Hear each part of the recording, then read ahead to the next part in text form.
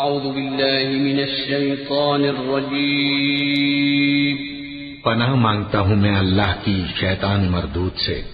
بسم اللہ الرحمن الرحیم شروع اللہ کا نام لے کر جو بڑا مہربان نہایت رحم والا ہے۔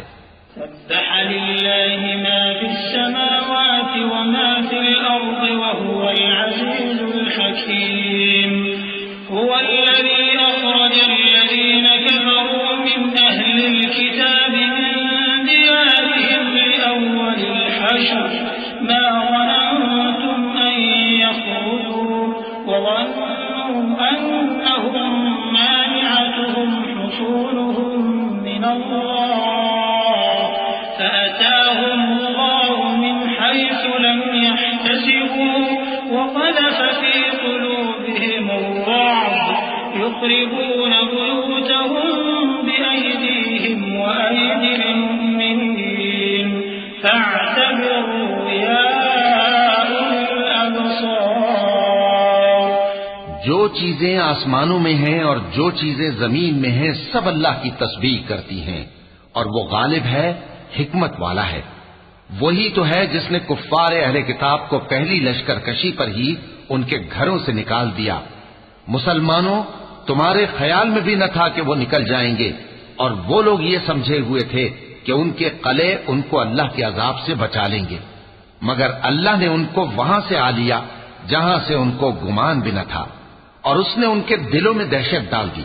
کہ اپنے گھروں کو خود اپنے ہاتھوں اور مومنوں کے ہاتھوں سے اجاڑنے لگے۔ تو اے بصیرت کی آنکھیں رکھنے والو، عبرت حاصل کرو۔ ولولا أن كتب الله عليهم الجلاء لعذبهم في الدنيا ولهم في الآخرة عذاب النار ذلك بأنهم شاقوا الله ورسوله ومن يشاق الله فإن الله شديد العقاب ما قطعتم من لينة أو تركتموها قائمة على أصولها فبإذن الله وليخزي الفاسقين وما أفاء الله على رسوله منهم فما أوجفتم عليه من خيل ولا ركاب ولكن الله يسلط رسله على من يشاء والله على كل شيء قدير۔ اور اگر اللہ نے ان کے بارے میں جلا وطن کرنا نہ لکھ رکھا ہوتا تو ان کو دنیا میں بھی عذاب دے دیتا، اور آخرت میں تو ان کے لیے آگ کا عذاب تیار ہے ہی۔ یہ اس لیے کہ انہوں نے اللہ اور اس کے رسول صلی اللہ علیہ وآلہ وسلم کی مخالفت کی، اور جو شخص اللہ کی مخالفت کرے تو اللہ اسے سخت عذاب دینے والا ہے۔ مومنوں، کھجور کے جو درخت تم نے کاٹ ڈالے یا ان کو ان کی جڑوں پر کھڑا رہنے دیا، سو یہ اللہ کے حکم سے تھا، اور اس سے مقصود یہ تھا کہ وہ نافرمانوں کو رسوا کرے۔ اور اے مسلمانوں، جو مال اللہ نے اپنے پیغمبر کو ان لوگوں سے جنگ کے بغیر دلوایا ہے اس میں تمہارا کچھ حق نہیں، کیونکہ اس کے لیے نہ تم نے گھوڑے دوڑائے نہ اونٹ، لیکن اللہ اپنے پیغمبروں کو جن پر چاہتا ہے غالب کر دیتا ہے، اور اللہ ہر چیز پر قادر ہے۔ ما أفاء الله على رسوله من أهل القرى فلله وللرسول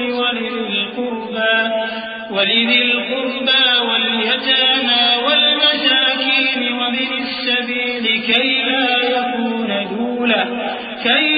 يكون دولة بين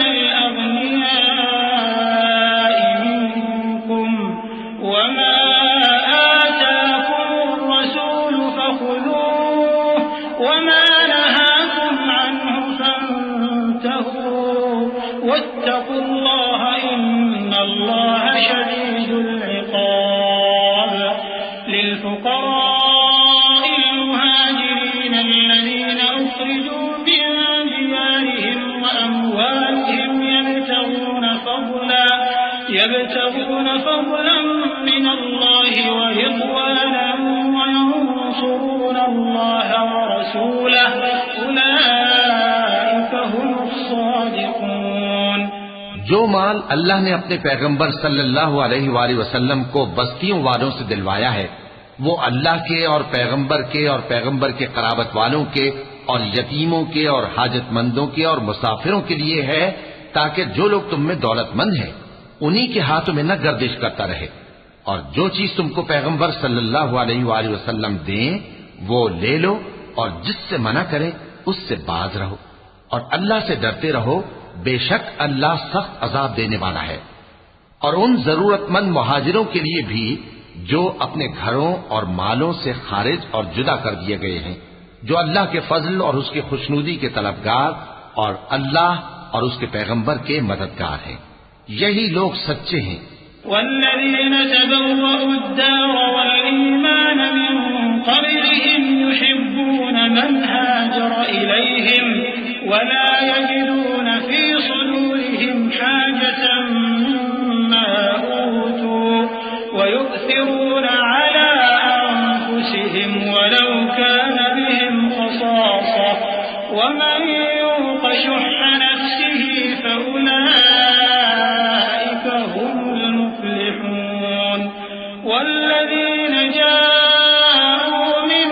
بعدهم يقولون ربنا اغفر لنا ولإخواننا الذين سبقونا بالإيمان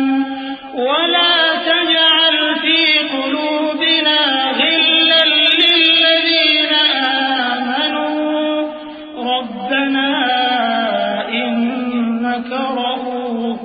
رحيم۔ اور ان لوگوں کے لیے بھی جو مہاجرین سے پہلے اس گھر یعنی مدینے میں مقیم ہیں اور ایمان میں مضبوط ہیں، اور جو لوگ ہجرت کر کے ان کے پاس آتے ہیں وہ ان سے محبت کرتے ہیں، اور جو کچھ ان کو ملا اس سے اپنے دل میں کچھ خواہش اور خلش نہیں پاتے، اور ان کو اپنی جانوں پر مقدم رکھتے ہیں خواہ وہ خود بھی فاقے سے ہوں۔ اور جو شخص خود غرضی سے بچا لیا گیا تو ایسے ہی لوگ بامراد ہیں۔ اور ان کے لیے بھی جو ان مہاجرین کے بعد آئے اور دعا کرتے ہیں کہ اے پروردگار ہمارے اور ہمارے بھائیوں کے جو ہم سے پہلے ایمان لائے ہیں گناہ معاف فرما، اور مومنوں کی طرف سے ہمارے دل میں کینہ و حسد نہ پیدا ہونے دے، اے ہمارے پروردگار تو بڑا شفقت کرنے والا ہے، مہربان ہے۔